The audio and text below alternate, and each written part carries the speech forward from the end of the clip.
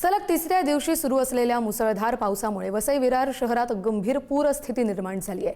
विरार पूर्वेतील गोपचरपाडा परिसरात कमरेपेक्षा जास्त पाणी साचून अनेक घरांमध्ये ते पाणी शिरले आहे। 2 दुचाकी आणि 2 4-चाकी वाहनं पाण्याखाली गेली आहेत। शहरातील अनेक रस्ते जलमय झाले असून वीज पुरवठा देखील खंडित झाला आहे।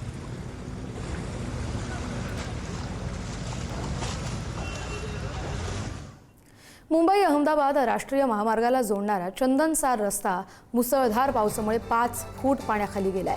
या परिस्थितीमुळे कातकरीपाडा आणि शिरगाव या गावांचा संपर्क तुटलाय। महामार्गाकडे जाणाऱ्या मार्गावर अनेक वाहनं अडकून पडली, त्यामुळे नागरिकांना याच साचलेल्या पाण्यातून जीव धोक्यात घालून प्रवास करावा लागतोय।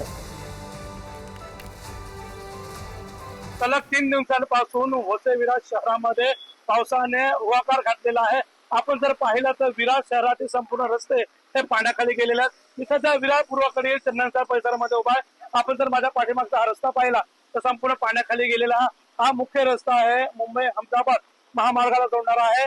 त्यामुळे हे कामावर जाणारे चाकरमाने असतील, वाहतूक असेल, ही पूर्णपणे या ठिकाणी बंद झालेली आहे। नागरिक या पाण्यातून वाट काढत या ठिकाणी प्रवास करताना आपल्याला पाहायला मिळत आहे। खरं तर आपण पाहिलं तर गुडघाभर पाणी या ठिकाणी साचलेलं आहे। प्रशासनाची यंत्रणा इथे कुठे आपल्याला दिसत नाहीये। त्यामुळे आता नागरिकांनी देखील तीव्र संताप व्यक्त केलेला आहे। आपण जर पाहिलं तर या रस्त्यांवरती मोठं पाणी या ठिकाणी येण्याचं कारण म्हणजे डोंगराचं जे पाणी आहे ते मोठ्या प्रमाणात या रस्त्यावरती येतं। त्याचं नियोजन महापालिकेने केलं नसल्यानं हा पाणी पूर्ण रस्त्यावर आलेला आहे।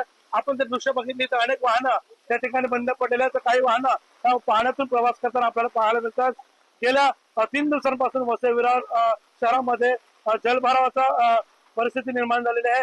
अनेक ठिकाणी अनेक सोसायट्या गाळे पाण्याखाली गेलेल्या आहेत, तर काही ठिकाणी पाण्याचा निचरा सुरू झालेला आहे। तर आता रेल्वे वाहतूक जी आहे ती विस्कळीत झालेली आहे। आपण जर पाहिलं तर वादळी वाऱ्याचा हा जोरदार पाऊस हा त्या ठिकाणी पडताना आपल्याला पाहायला मिळत आहे। विपुल पाटील, पुढारी न्यूज, विरार।